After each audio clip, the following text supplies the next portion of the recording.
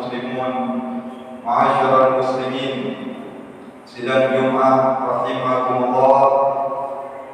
Bertakwalah kepada Allah Subhanahu wa taala dengan sebenar-benarnya takwa, dengan menjalankan perintah-perintahnya dan menjauhi larangan-larangannya, karena kebahagiaan yang hakiki berada di dalam mentaati perintah Allah dan menjauhi larangan-larangan Allah Subhanahu wa taala. Ma'asyiral muslimin sidang Jumat rahimakumullah. Kita manusia adalah makhluk sosial yang tidak bisa terlepas dari berhubungan antara sesama. Tidak ada manusia yang bisa hidup sendiri. Kita lahir pun butuh bantuan orang lain. Bahkan setiap harinya kita selalu berinteraksi dengan sesama manusia, terutama dengan orang-orang yang berada dekat dan berada di sekitar kita, berada di dalam lingkungan kita, terutama para tetangga-tetangga kita. Islam sangat memperhatikan urusan masalah tetangga, masalah interaksi perbuatan kita dengan sesama manusia yang berada di sekitar kita. Bahkan disebutkan dahulu ada seorang ulama bernama Imam Hasan Al-Basri.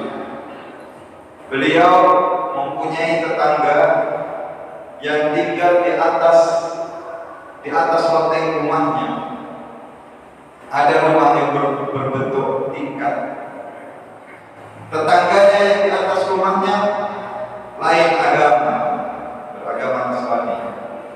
Kemudian karena bentuk struktur bangunan daripada tetangganya yang di atas itu agak jelek, air dari kamar mandi tetangganya yang di atas itu merembes. Kemudian setiap malam pasti menetes jatuh ke rumahnya Sayyidina Hasan Al-Basri. Setiap malam beliau Hasan Al-Basri membersihkan tetesan air dari kamar mandi tetangganya Nasrani yang ada di atas rumahnya tersebut. Padahal itu adalah kesalahan daripada tetangganya yang bangunannya kurang bagus, tetapi dia bersabar menghadapi ujian ini. Bersabar setiap malam menyediakan wadah, menyediakan ember untuk setiap hari membuang air tetesan berpisah dari kamar mandi tetangganya tersebut. Setelah sekian waktu, Sayyidina Hasan Al-Basri sakit. Maka tetangganya yang di atas tadi menjenguknya. Ketika masuk ke rumahnya Sayyidina Hasan Al-Basri, kemudian melihat keadaan Sayyidina Hasan Al-Basri, lalu dia melihat bahwasanya ada tetesan air dari kamar mandi dari rumahnya yang di atas. Beliau bertanya, "Wahai tetanggaku, wahai Hasan, berapa lama kamu bersabar? Kamu membersihkan tetesan air, bocoran air dari kamar mandiku di atas ini." Kata Sayyidina Hasan Al-Basri, "Tidak apa-apa, tidak masalah." "Berapa lama kamu bersabar?" Kata Sayyidina Hasan, 20 tahun saya setiap hari membersihkan tetesan air dari kamar mandi dari rumahku tersebut. Kagetlah Sayyidina Hasan melihat bagaimana akhlaknya beliau, bagaimana akhlak Islam begitu bersabar, luar biasa, 20 tahun. Mungkin kalau kita sehari dua hari kita sudah tidak tahan, kita akan memberitahu kepada orang tersebut. Kita minta untuk diperbaiki. Ini 20 tahun bersabar, akhirnya apa yang terjadi masyarakat muslimin? Detik itu juga si Nasrani membuka ikat pinggangnya, lalu dia mengulurkan tangannya bersyahadat masuk Islam karena takjub, kagum dengan akhlak budi pekerti daripada Sayyidina Hasan Al-Basri, dan dia menjadi orang Islam. Dari kisah ini masyarakat muslimin rahimahullah, kita bisa mengambil seperti hikmah. Islam setidaknya mengajarkan kepada kita 3 akhlak, 3 budi pekerti di dalam kita berhubungan dengan tetangga, baik tetangga dekat ataupun tetangga yang jauh. Allah berfirman di dalam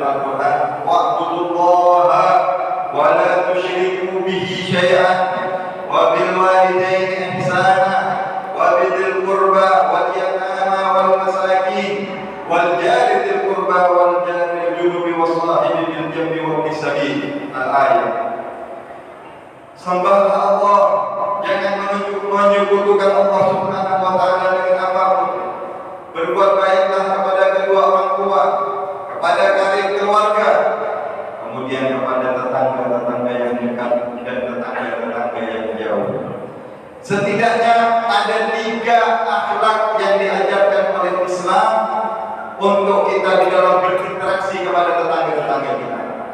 Yang pertama, akhlak yang pertama, berbuat baiklah sebisa mungkin untuk tetangga-tetangga dan masyarakat yang berada di sekitar kita. Sekecil apapun, seremeh apapun, tidak ada yang pengen di sisi Allah Subhanahu wa taala. Nabi mengatakan, tidak tabahtum barakatan, kalau kalian memasak kuah, maka banyakkan airnya.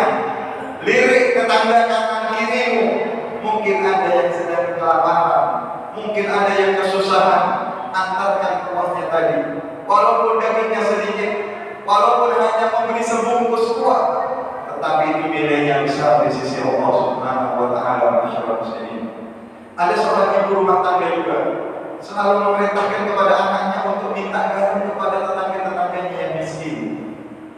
Kata anaknya, "Ibu, kenapa ibu selalu minta garam padahal kita bisa beli? Mau beli sekarung atau segudang garam kita bisa beli. Kenapa ibu nyuruh saya selalu minta kepada tetangga-tetangga?" Kata ibunya, "Anak, tetangga-tetangga kita ini banyak yang miskin. Mereka sering minta bantuan kepada ibu. Mereka sering minta tolong kepada kita. Agar mereka tidak sungkan untuk minta bantuan kepada kita, maka tunjukkan kita juga butuh kepada mereka. Ibu memang tidak butuh garam, tetapi ibu butuh supaya mereka terus, kalau ada perlu, mereka terus minta tolong kepada ibu, dan mereka tidak sungkan lagi." Jadi sering si ibu ini menyuruh anaknya minta garam agar tetangganya tadi tidak merasa sungkan ketika ingin meminta makanan atau sesuatu bantuan kepada si ibu ini. La tahqiranna ma'ruf, jangan meremehkan perbuatan baik sekecil apapun terhadap tetangga, karena nilainya besar di sisi Allah Subhanahu wa taala. Wa may ya'mal mithqala dzarratin khairan yarah. Siapa berbuat sebesar debu, sebesar biji atom, artinya kebaikan yang kecil, tetapi kalau itu kebaikan akan mendapatkan balasan yang besar di sisi Allah Subhanahu wa taala. Akhlak yang pertama, berbuat baiklah semampu kita kepada tetangga kita. Kemudian akhlak yang kedua, adab yang kedua yang diajarkan oleh Nabi Muhammad SAW terhadap tetangga ma'asyiral muslimin sedang Allah, jangan sampai keluar daripada sikap kita. Jangan sampai ada tutur kata atau perlakuan kita yang menyakiti perasaan tetangga kita. Jangan kita ganggu tetangga-tetangga kita dengan apapun. Bahkan Nabi sering mengatakan dalam sabda-sabdanya yang sangat menakutkan, "Man kana yu'minu billahi wal yawmil akhir." Barang siapa beriman kepada Allah dan hari akhir, jangan sampai mengganggu tetangga-tetangganya. La yu'minu billahi wal yawmil akhir man kana jaruhu la yu'minu bawa'iduh. Tidak punya iman kepada Allah, tidak beriman kepada hari akhir, yang tetangganya tidak merasa aman daripada gangguan-gangguannya. Hati-hati mengganggu tetangga masalah muslimin dengan apapun, terutama kalau kita punya perayaan-perayaan, kalau kita punya acara pernikahan. Banyak sekarang orang mengeluh, kadang-kadang sound system di full sampai kadang jarak 1-2 kilo tetangga-tetangga kita terganggu. Kaca-kaca banyak bergetar, kita bersenang-senang tanpa memikirkan perasaan tetangga kita. Juga ada istiadat di akhir-akhir ini, bulan-bulan terakhir ini, kadang-kadang banyak orang merasa risih. Orang pulang umroh, keras-kerasan sound system dikarak sepanjang desa. Terkadang ada orang yang sakit, ada bayi yang tidur terbangun gara-gara menyambut orang yang pulang umroh yang belum tentu umrohnya diterima oleh Allah Subhanahu wa taala. Terlalu dibesar-besarkan, terlalu diagung-agungkan sehingga mengganggu kenyamanan, mengganggu istirahat daripada orang tua atau anak bayi, sehingga banyak yang merasa risih dengan hal ini. Barang siapa beriman kepada Allah dan hari akhir, jangan mengganggu tetangganya. Sampai Nabi mengatakan, Mazal Jibril yusi. Jibril itu selalu setiap datang berpesan kepada saya, kata Rasulullah.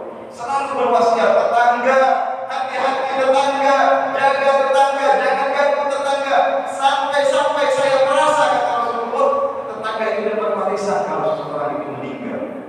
Dari begitu besarnya hak daripada tetangga-tetangga kita, masyarakat muslimin. Kemudian akhlak yang ketiga yang diajarkan oleh Nabi Muhammad SAW terhadap tetangga adalah bersabar. Bersabar di dalam menghadapi gangguan-gangguan. Mungkin kita tidak mengganggu, tetapi kita mendapatkan cobaan, ujian, gangguan dari tetangga-tetangga kita. Maka Rasulullah SAW pernah menyatakan di dalam sebuah hadisnya agar kita bersabar terhadap gangguan, karena setiap orang punya tetangga dan setiap orang mungkin akan mendapatkan ujian dan gangguan daripada tetangganya. Sabda Rasulullah, "Rajulun kana lahu jarun yu'dhihi fa yasbir ala adahu hatta yahdiyahu Allah." Seseorang yang mempunyai tetangga yang tidak baik, yang sering mengganggunya, tetapi dia tetap bersikap sabar, sehingga Allah mencukupkan, diberi kemudahan dalam urusan dunianya, dipanjangkan umurnya, dimurahkan rezekinya, umurnya diberkahi atau diampuni dosa-dosanya dalam kehidupan, atau mendapatkan nikmat kubur dan mati dengan membawa Islam dan iman. Hadis riwayat Imam Ahmad. Seseorang yang bersabar di dalam menghadapi gangguan-gangguan tetangganya, seperti dari kisah yang pertama kami sebutkan tadi, akan banyak sekali hikmah-hikmahnya, akan banyak sekali mendapatkan karunia-karunia besar dari Allah. Semoga Allah beri kita taufik, Allah beri kita hidayah, Allah jaga keharmonisan kerukunan kita dengan tetangga-tetangga kita. Semoga Allah jadikan kita hamba-hambanya yang muttaqin, yang sholihin, yang selalu taat